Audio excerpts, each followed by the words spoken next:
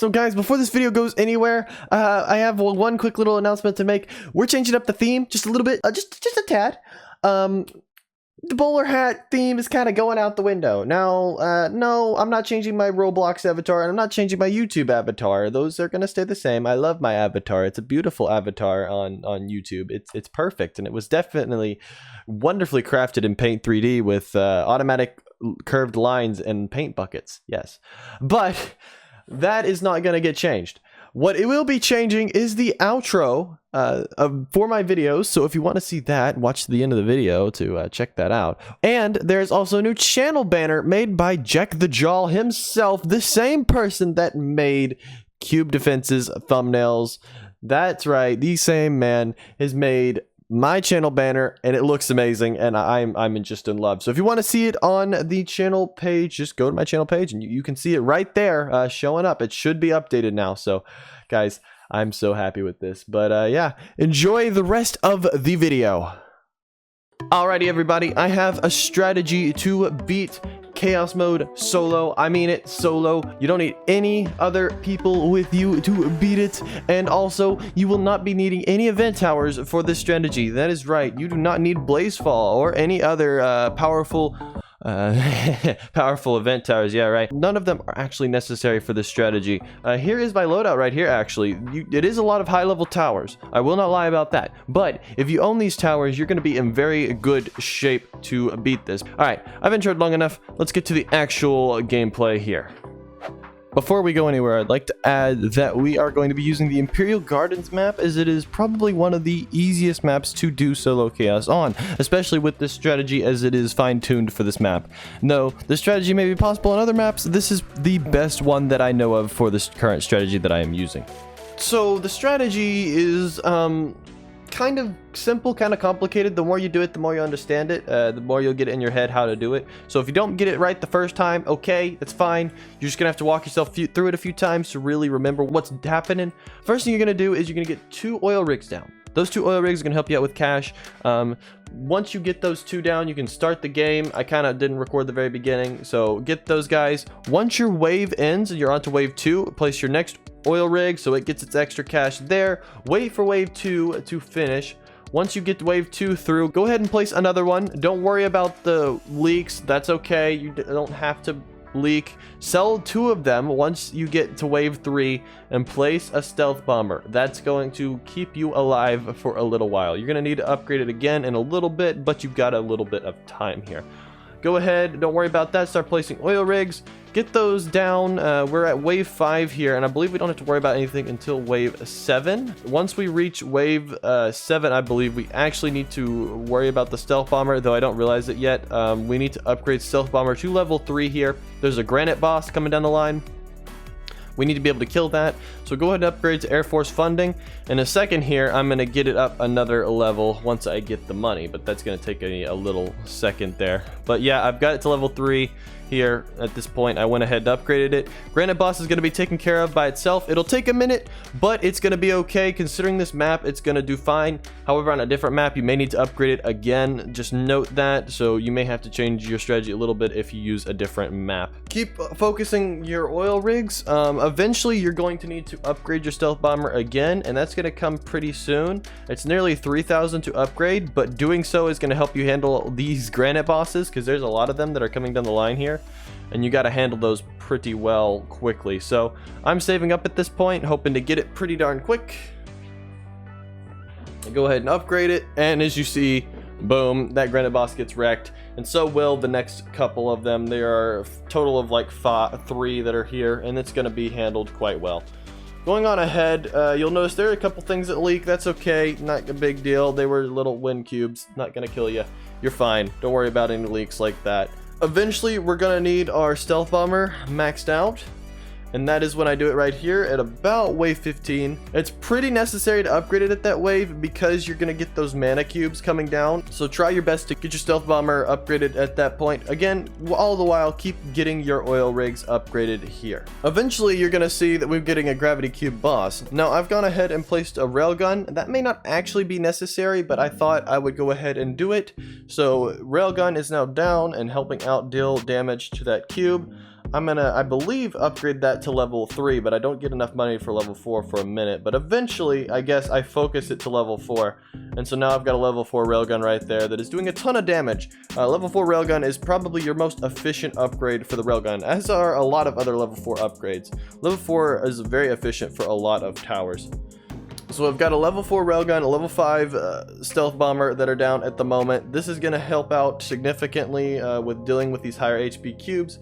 And I think you're going to be doing just fine here. But notice that we're coming upon wave 21, which is a spam of sun cubes, including one sun cube boss. That sun cube boss is often very deadly, and you're going to need a very specific strategy to beat that. The way that I do it is to place down the tomb here, have that down, slow everything down. We're on to wave 20. This is a spam of gravity cube bosses. Those are actually going to be handled after the sun cube boss is handled, as you'll notice here in a second. But eventually we're going to get ourselves a second railgun. We're going to start focusing that railgun because we're going to need it. Not going to worry about getting the tomb up to level 4 at the moment, I guess. I mean, you may be able to. I mean, that's probably a your choice thing, but I guess I just decided I was going to focus the railgun here. So we're wave 21. The sun cube boss has spawned. Tomb is slowing everything down, which is incredibly important there. As you can see, it's going to save us time that we will need to take down that sun cube boss. Eventually, we will have it taken care of. I go ahead and start placing more railguns. As you'll see here, these guys become very important. We don't even worry about stealth bombers again until we start focusing our temples. I've also placed an enhancer here. This is just going to help out with damage control, as it's going to be enhancing the speed of all towers in its range. That's going to be very effective. I definitely suggest having enhancer with you and placed down in the middle of your railgun spam, and also get your orbital satellites, orbital cannons, and every other tower that's like small and just kind of central like that. Get them all in range of that enhancer, as you will see here I do later. I eventually get orbital satellite placed down. This may not be the best way to do it, but I decided it would be helpful here, so I went ahead and got 2 orbital satellites down. Now I'm going to pause here. Some of you guys may think that I'm mental by placing orbital satellite at this point, or orbital satellite in general, more like. Orbital satellite may not be helpful on some maps as much as it is on this map. On this map, it is incredibly helpful because it has a wide splash range, and the area the cubes are allowed to move across is very, very, very, very small. So you've got a massive amount of cubes right there in the very center, and a very, very small amount of cubes anywhere else. And so you're doing a massive amount of splash damage to literally a ton of cubes. That is a ton of damage, guys. I'm not kidding. That is a boatload of damage. That's why this map is so good, is because you can use orbital satellites to its best ability on this map and really do a ton of damage. Again, I'm not saying that Imperial Garden's the only map this strategy works on, but I haven't tried it on anything else, and you would probably have to adjust the strategy a little bit to compensate for some difficulties, but it may still be possible outside of this map. I just want to add that note. Alright, so orbital satellite, again, bad tower on some maps, good tower on some others. Let's go ahead and resume this gameplay. I'm still focusing railguns at this point. We're on to wave 25. I'm just worrying about getting railguns to level 4. Level 4 is going to help us out a ton. Eventually, I'm going to get myself another few tombs. I don't remember what this happens. I think I get all my railguns to level 4 first. But once I do that, I believe I start focusing getting tombs.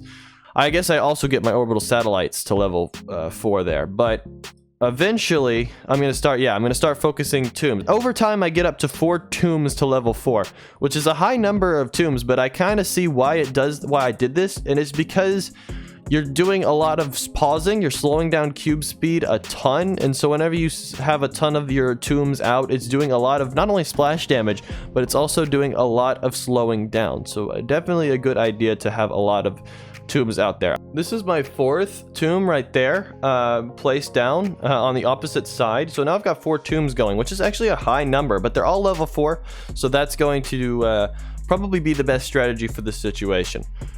Now I'm gonna place a couple orbitals. I don't know if I placed all 3. I do place all 3. Okay, I wasn't sure if I did or not.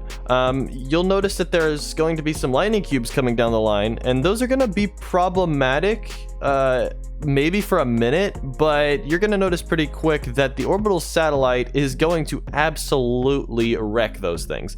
As long as you've got orbital satellites to level 4, you're good. You're not gonna need to worry about those lightning cubes. Those orbital satellites are going to do a magnificent job of taking those out and keeping you alive for a while longer. I'm focusing orbital cannons at the moment. You'll notice here that we're really starting to get some spam. This is where things start getting really intense. This is the moment when things start getting hard. As you'll notice, there is a boatload of spam coming down the line, especially from lightning cubes and the such. It really can feel stressful. Don't worry. Things are getting crazy, but as long as you do things right, you're going to be okay. I do something very crazy here, as you're going to notice. I max out a railgun. I max out a railgun. You may think I'm mental. I am not actually mental, as you're going to see here, as this actually worked. Contrary to my original thought process, this was actually off the bat a decision I decided to make here right on the game. I was like, I wasn't sure if this was going to work, but I was like, I'm going to try this and see if it helps out. Guys, this helped out massively. Maxing out railguns was what kept me alive for the rest of this game, along with maxing out a few other towers. This was like major.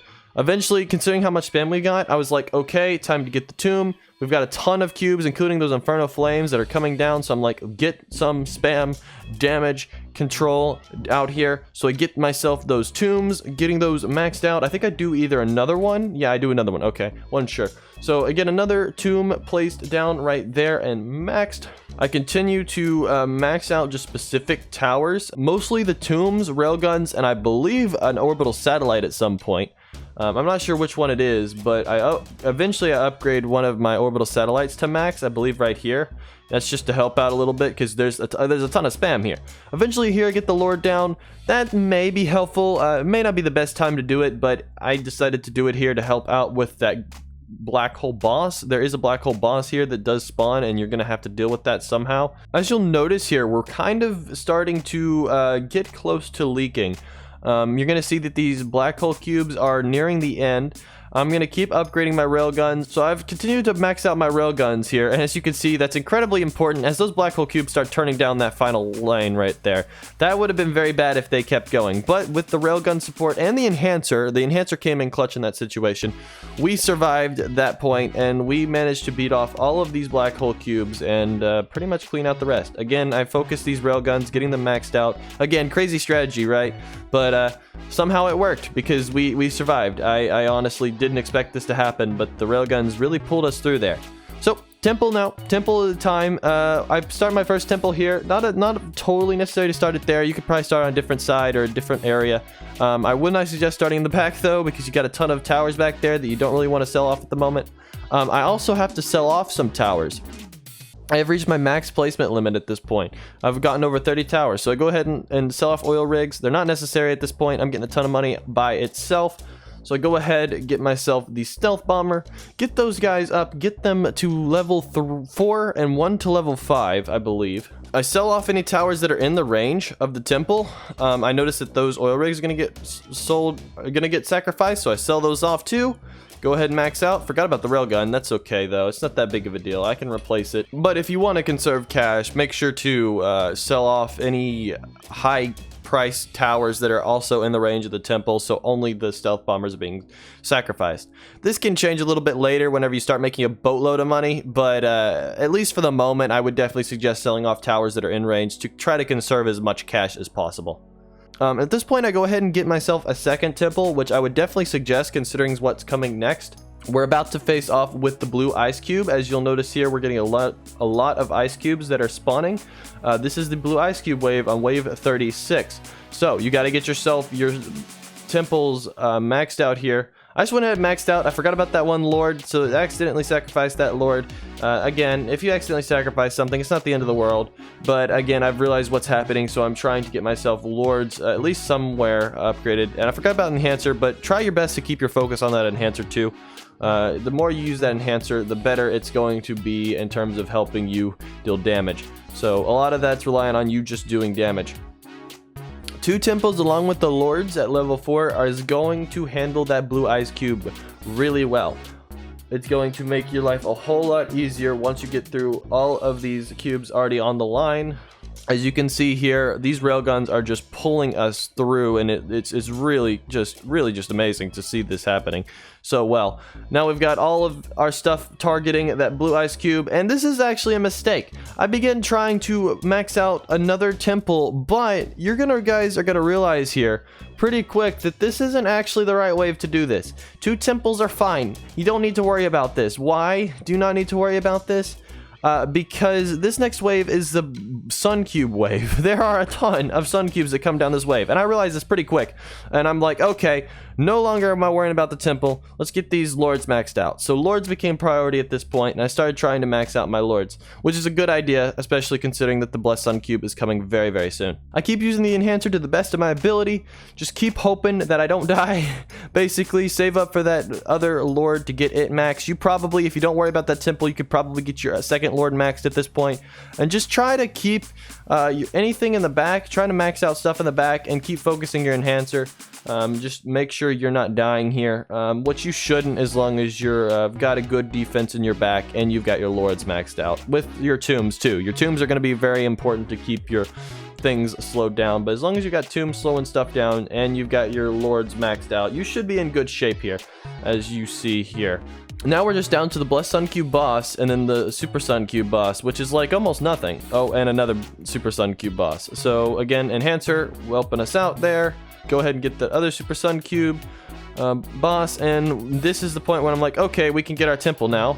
So I realize that tomb's gonna get sacrificed. Go ahead and sell off the tomb, as you'll see here. Max out another temple.